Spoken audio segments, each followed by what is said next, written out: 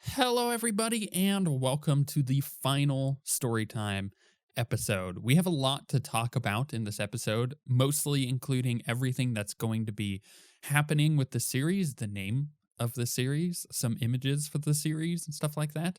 Also, what we're going to be doing in the meantime, as I mentioned in the last episode, we're going to be taking a minor break from the Star Wars system. So I'm going to go more into detail on that. And then finally, we're going to talk a little bit about some other things that are happening with all of this, which will be, quite a bit exciting, but mostly just stuff to kind of whet your appetite before the Star Wars series starts. So let's get through the story time for this final episode, and then we'll get into all that information. And hopefully kind of hype you up for what's about to happen because of the way that this story ends. So where we last left off was the players floating in open space. Their ship had just blown up. Gideon, their ship AI, had self-destructed and blew up inside one of the cargo bays, one of the docking bays of the Star Destroyer, which made the Star Destroyer then GTFO. It just was like, nope, we just took a ton of damage. Everybody get back to the ship. We're out of here. So now the players are floating through space in the pretty much the ejection pod from the ship. You have Doc and Cookie missing an arm still. He's still kind of in shock from that. And you have Guruk, the barkeep that they rescued, who is also kind of a friend of theirs. And then in the X-Wing, you have Alask and Caitlin. And in the Snowspeeder, you have Gand and Venator. So we have our droid and Gand in there. So basically everybody's kind of split up. They are now floating through this open battlefield that had just pretty much died down. There's a ton of X-Wings all over the place, and the pod is going straight toward one of the capital ships that are here. The other two ships are doing their own thing. You have the Snowspeeder waiting to see what's going to happen with this pod because their friends are on it, and it doesn't necessarily have control over itself. And then in the X-Wing, you have Alask and Caitlin, and Alask, his first notion of the session going into it was, I'm jumping into hyperspace and I'm going to Kuat Drive Yards. So at Kuat Drive Yards, that's where a lot of ships are built, like capital ships or starships and stuff. It's one of the primary sources of ships in the universe. That said, the X-Wing does have a hyperdrive on it. Most X-Wings can have a hyperdrive, but the problem with hyperdrive on an X-Wing is that you have to consider things that you wouldn't normally consider on a larger ship, such as the fact that if you're in hyperspace for several days, which it does take quite a while to travel in hyperspace in Star Wars. Again, they just don't represent that well in the movies, but we're talking like a couple weeks to move from one side of the galaxy to the other. Well, he's going to Kuat, which is fairly close by, so it's going to take a couple days. But one of the things you have to consider is where are you going to get your food? You're in the tiny little starship. You don't have any food. You don't have any water. And it's going to take a couple days to get there, so you need stuff to sustain yourself. We could pretty much explain the couple day travel away, as in the X-Wing was already stockpiled. They were ready for this. They had enough food on there for a couple days of rations. And also with that, you're stressing the life support systems of the X-Wing because you're in it for a couple days and you're in hyperspace. So a lot of the energy and power is being put into the hyperdrive and not into necessarily the life support system. So there's some interesting like things that you have to figure out about how this is going to work. And the Star Wars books do a good job, the RPG books that is, do a good job of explaining some of this and kind of setting up solutions to these problems. So we pretty much just let him travel for the couple days over to Kuat. But as he's traveling, he hears in the background, in the back seat, because there are two seats, he hears Caitlin shuffling through that satchel she picked up that Vex left behind after she stabbed Alask. And she starts going through the belongings and she finds a note and goes to read it, but hands it over to Alask. So Alask reads it. And the general gist of what's happening here is Alask's first thing that he wants to do after seeing his ship explode and all this go down is he's heading to Kuat because he just got paid a lot of money for finishing the Great Hunt. Obviously, they were wanted dead, and they were going. The whole plan was for them to die, apparently. So the money wasn't going to make a difference, but they didn't die. Now he has this money. So his first instinct is to go to Kuat, buy a new ship, go and find Vex, who stabbed him, and kill her. That's his whole goal here. And he gets handed this letter, which is an apology letter to Caitlin. It's basically addressed to Caitlin, thinking that she would have been the first one to read it. And what it generally states is that Caitlin is owed an explanation because Caitlin and Vex were good friends, and obviously Caitlin did not know about the betrayal that was going on with Vex. And what happens is she goes on in the letter to explain that at the beginning of the Great Hunt, when it all started, a person from the Republic came and basically offered a free win here, saying, I can guarantee that you will win the Great Hunt. That said, you need to do a few things for me. And at first, it seemed pretty simple. The first, request that she got was to make sure the Void Ghosts get into the Great Hunt, basically guaranteeing a spot for them. And then also stacking the deck in their favor, giving specific items that are a little overpowered to these people, to the Void Ghosts, which are the players, and then to the other bounty hunters that she's controlling as well as the Huntsmaster, essentially ensuring that she will win. So she does that. It's pretty simple, but then the requests get more and more demanding, and she realizes that she's getting a bit in over her head, and that she can't really back out at this point. There comes a point where these people come to her with images of Caitlin's sister saying, if you tell Caitlin about any of this, if you tell anybody about any of this, of us rigging this, then we're going to kill her sister. And them being good friends, she doesn't want that. So now she's way in over her head. She can't tell anybody, and the requests that are coming in are getting more and more devious, until the point where she gets her final request to kill Alask. In the letter, she confesses that she didn't want to. She decided that she will take the dagger that she was given, which is from Dalton. And the whole idea and the point behind it was to kill Alask with this dagger, which if anybody ever went and investigated his death, they would see that he was a part of this gang war. He was just a casualty in this gang war, whether he started it or not. But it was obvious that he was a part of this because he died to the Shadow Collective's leader. And wherever he may have been, it doesn't really matter because it's obvious that it was his dagger that killed him. So most people would have glossed over that as just a thing that happened in the ensuing chaos on Ord Mantell when this gang war broke out. So she confesses in the letter, I'm not going to kill him. I'm going to stab him in a place that will wound him, and I'm relying on your medical expertise, and that's talking to Caitlin, to be able to stabilize him, because she knows very well that Doc is a terrible doctor and probably won't be able to. Turns out in the moment, Doc was the one that stabilized him, which was kind of a cool little thing in the letter. But she just goes on to say that, I was going to get a lot of money. Caitlin knows that she was going to get 1 million credits for winning as the Huntsmaster, which is a good incentive to make sure your bounty hunters are going to win. But these people were going to guarantee 3 times that amount. So they were going to give her 3 million credits to do all this. And she still wanted that money. Her whole idea was to get this money and then have her and Caitlin just go off into the galaxy and live their lives now and not have to worry about ever making money again. So she goes through with this. She stabbed Alask, obviously, as we saw in the last episode, but she didn't kill him, and she got away in order to make it seem like she did try and she did do what she was told to do.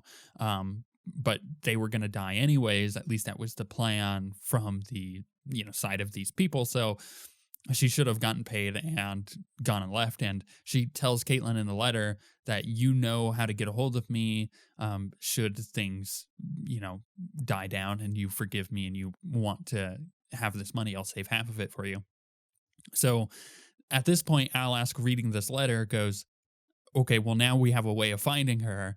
and he just pretty much convinces Caitlin that this is going to be a thing that they're going to go do. They're going to go hunt down Vex and find her, kill her, and take the money. Though Caitlin isn't necessarily on board with killing her, she is on board with hunting her down and getting answers. That said, what's happening in the meantime is the pod has been tractor beamed in by the capital ship, and it lands, and then they hear a knock on the side of the pod, and they open it up, and what's sitting there is a couple pilots, a couple X-Wing pilots, and they have their guns drawn on Cookie and on Doc, and they get them out, and they see that Cookie needs medical attention, so they call over a medic, and they cuff Doc, and they move them over to the medical wing of this ship. In the meantime, the players in the snowspeeder see that this pod has gone in, and they're like, okay, well, now we need to get on the ship. So they hail the ship and they say, hey, you guys just rescued our friends. Do we have permission to come aboard and get them? And after a couple minutes, the capital ship responds with saying, yeah, go ahead, come on in, but you're going to have to relinquish your weapons. Now, the players are a little hesitant. They did, the players themselves heard what happened with Doc being essentially restrained and arrested, and weapons being pulled on them when they went on the ship. But their players don't know that, the characters don't know that. So they did get on the ship and land, and when they do, guards come over, take their weapons, they relinquish their weapons, and they are taken over to the medical bay where Cookie is currently getting a cybernetic arm replaced with where his arm was, and Doc is sitting there being fascinated by all the medical stuff in this little wing. After Cookie is healed up and he has an arm now and it functions. And by the way, the cybernetic arms in actually almost cybernetic stuff in this RPG system is kind of BS in my opinion, because the cybernetic arm gives you 1 brawn or 1 agility based on what kind of arm you want, which means that with how Cookie is currently set up, it does bring him to his maximum brawn. And that is really good because technically speaking, he does the most damage in the entire group. He is the hired gun class, so he has a lot of ways of just killing things outright, but he just does a lot of damage in general. And this does not help. It makes him even more overpowered, which I find kind of BS, but really hilarious because all of this was just from the result of rolling a random critical effect and his arm being cut off. So I like the narrative that happens there. But after his arm is attached, they go and they're basically put in not necessarily a brig, but just a holding area that is fairly comfortable. It's not like they're being held prisoner in a jail cell. They're just being held because of uncertainty. And then after about a day of being held, they are taken to this office. These guards lead them up into this turbolift, and the turbolift takes them up further into the ship, and they walk into essentially this office that has like a long corridor that then opens up into a larger office. And at the end of this corridor in the office, they see like a large hollow desk that has Ord Mantell just displayed on this desk, and then, different positions of ships. And then behind the desk, they see a chair that is faced the other direction, but they see an older woman sitting in this chair looking at this hollow screen. And as the players walk closer, they are able to catch what she is watching. And it's basically a news report of what just happened on Ord Mantell. They're basically talking about the chaos that ensued. There was a gang war that broke out, and the players are seeing this very doctored footage. They know it's doctored because they were there. They saw stormtroopers, they saw TIE fighters bombing the city, and they saw the battle that was ensuing was not with a gang war. It started as a gang war, but what ended up happening was there was a huge invasion force that came in from the First Order. But that's not what they're seeing on the screen. They're seeing doctored footage of stuff from very high above in the atmosphere, looking down at the city as chaos is erupting and, people are fighting. They're not seeing stormtroopers. The stormtroopers have been replaced by gang members and everyday people. It's hard to tell from the altitude that this camera angle is at, but it's clear that these people have been replaced. And what is going on with this news report is they are saying that this gang war has erupted and people should be afraid on the outer rim because that means that there is now a giant um, power vacuum on the underworld of the galaxy, and people who are living in less than protected settlements should be very careful. And they're just kind of like going on and on about the chaos that has ensued from this event. And then there's also an interview that then pops up. And remember a couple weeks ago or a couple episodes ago when we talked about how the players were interviewed for the semifinals of the event or the finals of the event and had to go through this interview process and were asked these questions. And I found it really interesting the comments that came in from the players because it set up perfectly what my intention was. So the interviewer starts with, and it's a different interviewer. The players don't recognize the voice. It's not the guy who interviewed them in particular the first time, but the camera angle that's on this interview is just of the players. And you hear this like disembodied voice, and the interviewer says, well, what's your goal with the Great Hunt? What do you guys plan to achieve with this? And Gand replies with, to eliminate the ruffians in the galaxy. And it's like a very just like dry response. And the interviewer goes, okay, well, what about you? You don't look like a bounty hunter. Why are you a part of this group? And he's basically addressing Doc, and Doc just says like, I was kidnapped. And it's this awkward moment of like a small little silence. And then Doc's obviously the footage like switches scenes, like the camera changes, and Doc then goes on to say, it's these trials that have strengthened me for the resolve of our mission. And the interviewer like asks, well, what mission is that? And Doc says, to have power. And then the interviewer says, well, what do you want with that power? Is that why you want the money, is to gain power that way? And then Venator says, no, we're going to build a super weapon. And then Gand says, a secret super weapon. And it's funny because all of this stuff they said in the interviewer or in the actual interview, but this stuff was taken super out of context. And that was the intention of that interview to begin with. I was hoping that the players would say stuff that I could take out of context, but I wasn't expecting this amount of gold. So the interview ends, and it's like these two reporters talking back and forth about how these people were clearly deranged and are being targeted as the start to this gang war, and it was their intention to start this gang war from the beginning, and they are now wanted, and yada yada yada. And it's clear to the players that they were being set up in all of this. Again, just a reconfirmation of the information they learned from Team of the Hutt. And it's at this point that the woman sitting in this chair spins around and looks at the players and goes, you care to explain all of this? And the players, like, they're kind of flabbergasted. They don't know what to say. And as they walk into the room, they see on the right-hand side a woman sitting down, and she stands up. And it's Nissa, so the woman who is basically impersonating Dalton for so long. And after a small little conversation with this woman, the older woman that is, she then directly addresses Nissa, saying, like, if it wasn't for her, we would never have shown up to the planet. We know that you guys were essentially set up. Nissa helped us reaffirm that, and the information we learned when we got here certainly affirms that as well. And Nissa goes on to say how she expected something to be going down on Ord Mantell and knew about the resistance being in the area. So she went off to go and convince them. And between Nissa going and convincing them and Caitlin basically going, and when they went on that dinner night with Caitlin, going and contacting her contacts within the resistance, saying, the Void Ghosts have this information on the First Order and something is about to happen on Ord Mantell. All of this together gave the resistance a reason to come here, and they came here right at the moment that all of this attack was going down and managed to reduce some of the damage that would have been done, but at the same time the players were still set up as the fall guys for starting this gang war.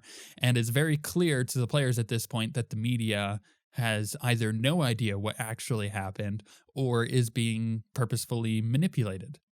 The older woman then actually introduces herself as one Leia Organa, the leader of the resistance. And she goes on to say how she was also recently burned by the Republic. And she shows all of this evidence, including the evidence that Nissa has gathered on the Republic being corrupted, saying that what ended up happening. And this is a little bit of spoilers for the book Bloodline. So if you're reading Bloodline, skip over the next 2 minutes of this video. But if you're not reading Bloodline, then don't worry about it. This actually provides a lot of context for episode 7. So Leia goes on to explain how she was investigating this thing going on in the Outer Rim for the Senate. She was a senator. And there was this other senator who was on an opposing party, think Republicans and Democrats, but these are the centrist and populists. And this guy on the other side of this political party didn't necessarily trust Leia's intentions and went along with her. And over the course of this investigation, they became good friends. And at the very end of the investigation, after Leia goes and basically roots out the cause of this corruption, leading it to being the secret thing in the background that's running that is essentially using another organization as a fall guy, kind of like what just happened on Ord Mantell. They root out this corruption in the Outer Rim, and without them knowing it, they found out that the First Order was running all this stuff. And once they expose that, or try to expose that, this other senator who was made friends with Leia was then basically framed for being a part of this whole thing. And he is then taken away and executed. And it's with that movement when Leia realizes that he wasn't responsible for any of this. He knew, or she knew, who he was and everything he was a part of.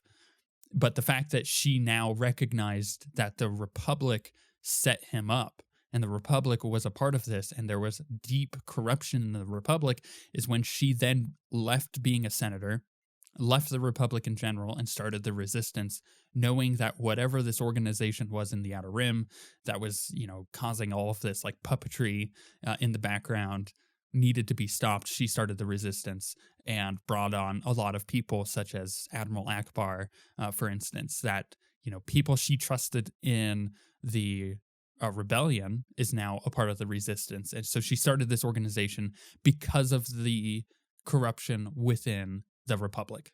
So as she's telling the players this, the players correctly, might I add, connect the dots and realize that the Republic has been infiltrated by the First Order and has been for some time. And for whatever reason, the First Order wants to take the Republic and infiltrate it and maybe make it into something that they want, but that the First Order isn't necessarily like the Empire. The Empire was more upfront with destroying things. Yeah, if you go to the prequel movies, Palpatine infiltrated the Republic and did it that way. So this isn't necessarily unlike what Palpatine did, but it is to a different degree. The infiltration is much more deep-rooted. The infiltration has a lot more, cloak and dagger stuff going on. And that's just the essence of what this First Order is. They are not like the Republic, or rather the Empire. They do not want to do things like the Empire did because they don't believe the Empire was necessarily all that righteous in its motives and wasn't very pure. And you can actually, if you go and read all the canon books and anything that has come out on the Force Awakens timeline, the pieces that you put together, and this is also a lot from the Aftermath books, I would highly suggest those. The pieces you put together is that the First Order is actually very reminiscent of the Nazis, the Nazi regime in Germany in the time of World War II. And we see this imagery in episode 7 when they're all standing there and General Hux is giving that speech, the monologue of this is the last day of the Republic before they fire the weapon at Starkiller Base and blow up Hosnian Prime, which houses the Republic. Not the Republic as an idea. I mean, the Republic as in all of the senators that are a part of the Republic. And the stuff that we can gather from that is the agents that were working for the First Order were not on the planet at that time. They knew what was about to happen and they left. And the pretty much everybody who was not a part of this infiltration was then straight up killed on Hosnian Prime. That's a big deal. That means that the Republic as a ideal from before no longer exists, and anything that is left over from that is all First Order. So in episode 7, the First Order then generally makes a huge step forward to taking control over the galaxy. And it's this process of cloak and dagger stuff and being very sneaky and being very hidden that has gotten them there. And the players have just stumbled upon this thing. So after learning all this from from Princess Leia, or rather Senator Organa, or just Leia Organa in this case. General, I think, is another. She gets a lot of titles. I think at this point she is a general. The players kind of connect all these dots. They realize, oh crap, we were just a part of all that, though they're not necessarily surprised. And they are given an offer from Leia. Leia says that you guys are now wanted in the galaxy. There's really nowhere that's going to be safe for you because it's clear that the Resistance is really the only place that does not necessarily have First Order influence. And if anybody from the First Order finds you, they're going to hunt you down and kill you because you were meant to die in this event. So their options are clear. You either go and join the Resistance and do a very specific mission that they have in mind, or you go and live on the fringe in the galaxy, hiding the best you can. Obviously, one is a little bit more risky than the others, though both provide a lot of risk. The thing that she wants to do with them joining the Resistance, and this is over the course of a couple days of them constantly like going back to the office, and they've realized that they've been in hyperspace most of this time, so they're traveling somewhere.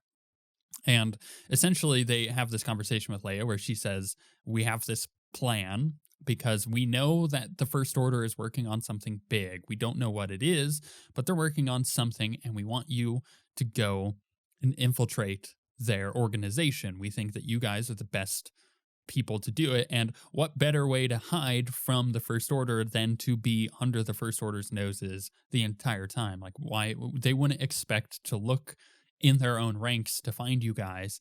And with the help of Nissa, and Nissa being someone who is now kind of wanting to help the Resistance in a way, but not necessarily be a part of the Resistance, kind of like a Han Solo thing, right? She wants to help the cause, but she doesn't want to be associated with the Resistance because that's not her style, right? But she does want to help. And with the help of Nissa, she straight up says, like, I have this technology where I'm able to hide and cloak myself as different people. Now, I can't make it as advanced as the one I have that took several years to do, but I can make a basic version that will make you guys look, and with the help of another technology, sound like whoever you want. And this will be a good way for you guys to infiltrate the First Order if you wanted to go on this mission. You could be anyone you wanted in the First Order as long as you had their identity and had access to them beforehand. So essentially, the idea here is to go find stormtroopers that are commandos, because the commandos aren't mind controlled or brainwashed like these other new First Order stormtroopers are. If you can find people who aren't, infiltrate them and get into the First Order and find out any information, then that would be what your mission is. And the players are then given the option to think about this, and they go back to basically their holding cell. They're not necessarily, again, being held, and they're free to move about the ship, but they're not free, and they get the feeling of that. And then they get their belongings back because they were all kind of taken once this proposition has been given. And it's at this point that Alask, who's been searching for the players for the past couple days, and decided, well, he's just going to go to Dakar. That was one of the first planets they visited at the beginning of the series, when they basically were returning a body of the man who got axed in the back by the First Knight. They were returning his body to the Resistance because they knew about the Resistance back then too, and that guy was a Resistance member. So they know about Dakar being one of the main bases of the Resistance, so that's where Alask is heading in hopes to find them, and he does get in contact with the players now that they have their stuff. and they discuss this back and forth. And essentially, they meet up at Dakar. Alask is already there waiting for them by the time they get there with his new ship, and he gets docking permission from the ship, one of the capital ships. He gets in, and the players are all sitting there in the docking bay waiting for him, essentially. And he goes up and tells the players the plan of, hey, I want to find Vex. She needs to pay for what she did. This is our new mission.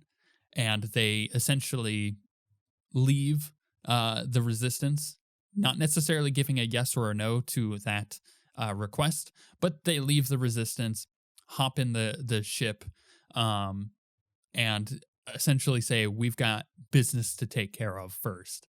And they shoot off into hyperspace, going towards the destination that Caitlin has given Alask of potentially where Vex might be and where they might be able to find her. And that is where we ended our session of the players jumping into hyperspace.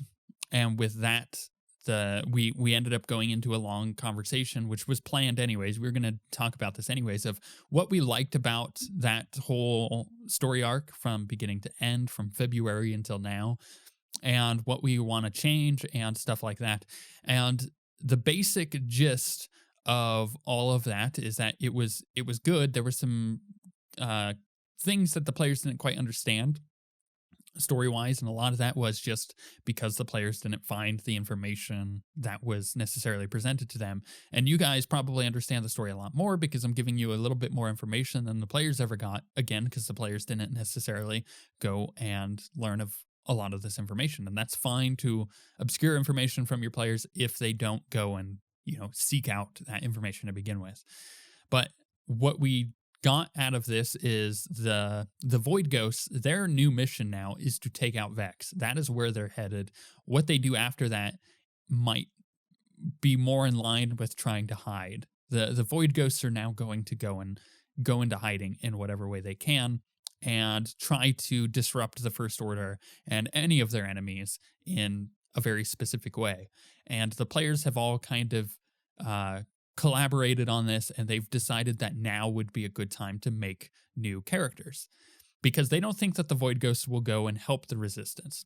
But the Resistance does need helping, and they kind of want to make new characters that will fall more in line with that. So essentially what we've decided to do, and this is going to carry on into our, excuse me as I cough, into our new series, is they want to make new Age of Rebellion characters. So Age of Rebellion is one of the 3 core rule books for this Star Wars system. There's Age of Rebellion, Force and Destiny, and Edge of the Empire. They were all playing Edge of the Empire classes, except for Doc, who ended up turning into a Force and Destiny class. But they all want cohesiveness with the classes because there were some things that didn't really mesh well, like fighting Force-using characters or fighting with Force-using characters. The Force is overpowered, and it always has been in the Star Wars universe. So they want that sense of cohesiveness in their team.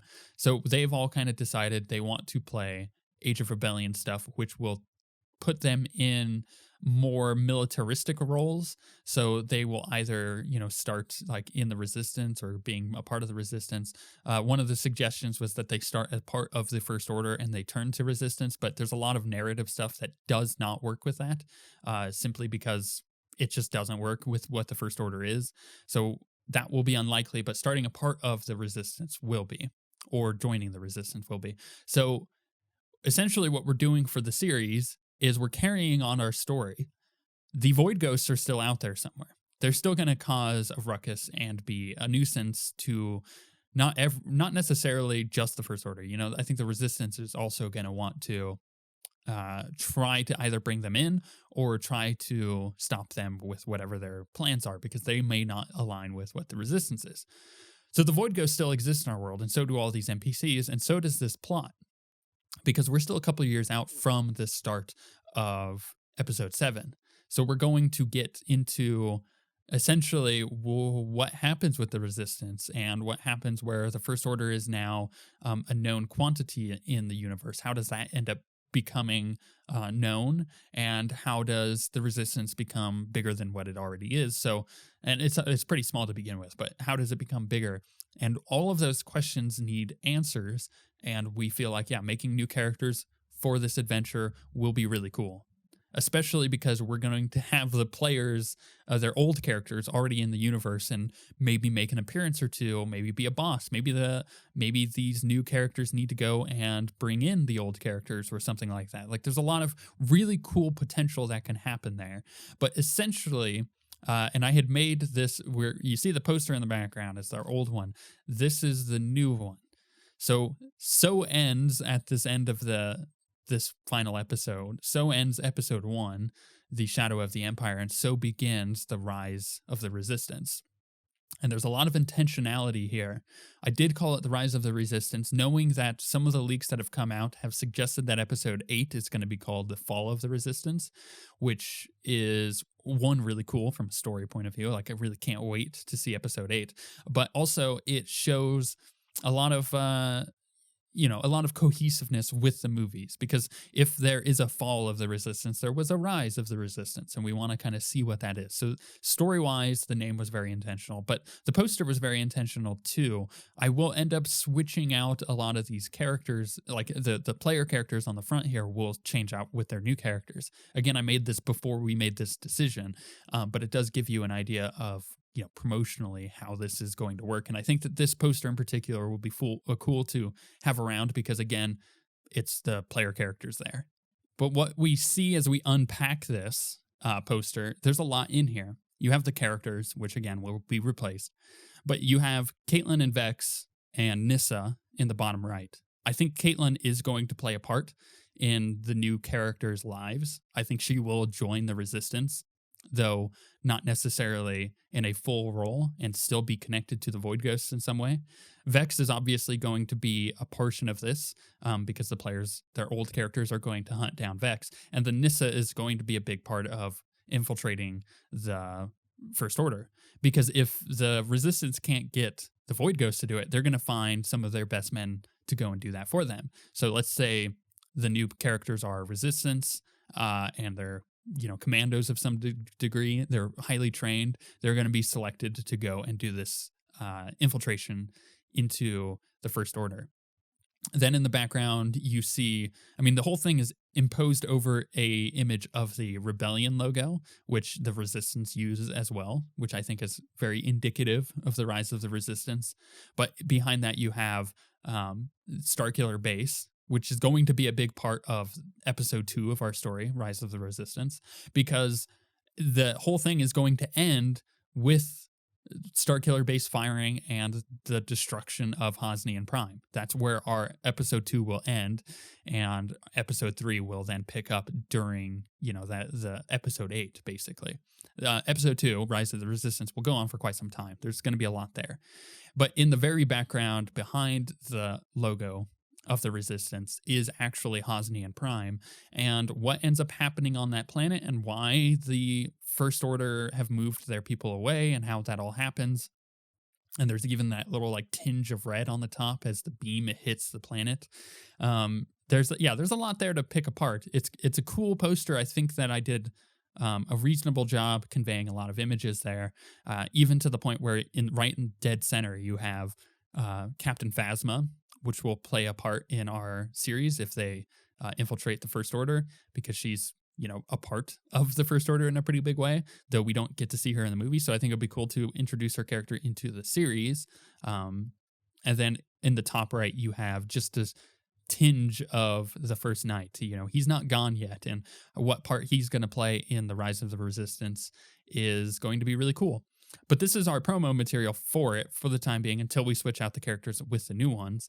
And that's what the series is going to be called. It's going to be called The Rise of the Resistance, and it's going to take place in that era before the Force Awakens. And it will end, this whole episode will end with the destruction of Hosnian Prime, and how all of that connects into episode 8. So it'll be really cool.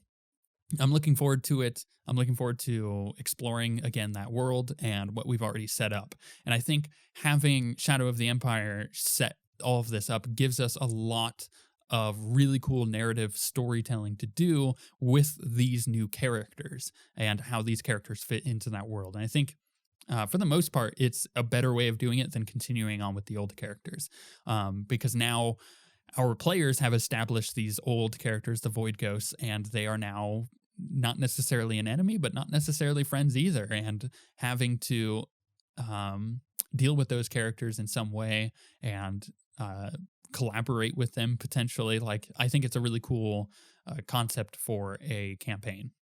But we still need to make the new characters, and that's what we plan to do relatively soon. We're going to be going over that in pretty great detail, and we're going to be going to the basics of the rule set, basically. Like, there was a lot of things that we house ruled that we're going to revert and go straight to the rule set of the Star Wars stuff, because it will just make more sense viewing-wise, and it will make more sense for you guys who want to play the Star Wars rule set, and exploring, in particular, the Age of Rebellion rule set, and how all of that works, and like there's ranks in the Resistance and stuff like that. I think it'll be really cool. So yeah, getting back to the basics will be a lot of fun, and that's one of the ways that we're going to do that. Though Rise of the Resistance is still a little ways off because we have other plans. Now, the first of these plans are we're continuing on with our break. We've been playing Star Wars since February. We need a little bit of break from the system. The first thing we're going to do is we're going to meet next weekend and start character creation on some Shadowrun characters. We're going to do a one-off Shadowrun campaign. It's going to take place over the course of about 4 or 5 weeks. We'll see kind of how long it goes. The characters are very likely to die at the end of it, but it's going to be really cool. I have a really cool idea for it that you guys will dig, and I'm not quite ready to talk about it yet. But essentially, it is going to involve each player having their own motive, and a lot of those motives intertwining and conflicting with each other, though they won't know that until the very end when everything is revealed. And again, I know that's very cryptic and vague, but I'll get into more detail when that series starts, because it is going to be a series. We're going to record it in a kind of podcast style. We're not going to use cameras just yet. It will be our first foray into this, and it will be a good way to receive feedback from you guys before we start our Star Wars series, where we will be using cameras. So that is going to be a thing that will be happening relatively soon. So again, this next weekend, we are meeting, we are creating those characters. I'm kind of going over the rules with them, and we're kind of figuring a lot of that out. If you are a patron of ours, you're welcome to come and hang out and listen to that process.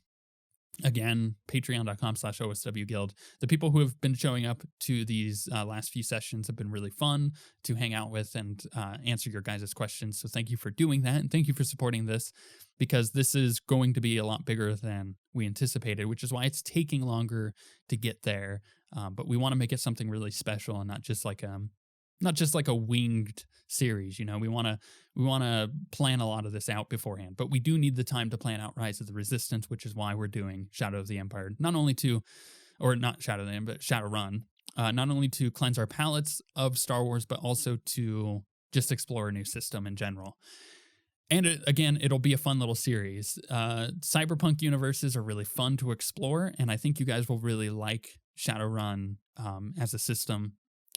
And again, we're going to, be creating our characters this next weekend. So getting that all done. In the meantime, we do want to add another, cog into this giant machine, which is that of Tabletop Simulator. We've talked about this before. We're just going to do a couple board games. We're going to record us playing them. And before the board game starts, like in the first episode of whatever board game we're playing, we will explain in great detail, but in a very, simple way.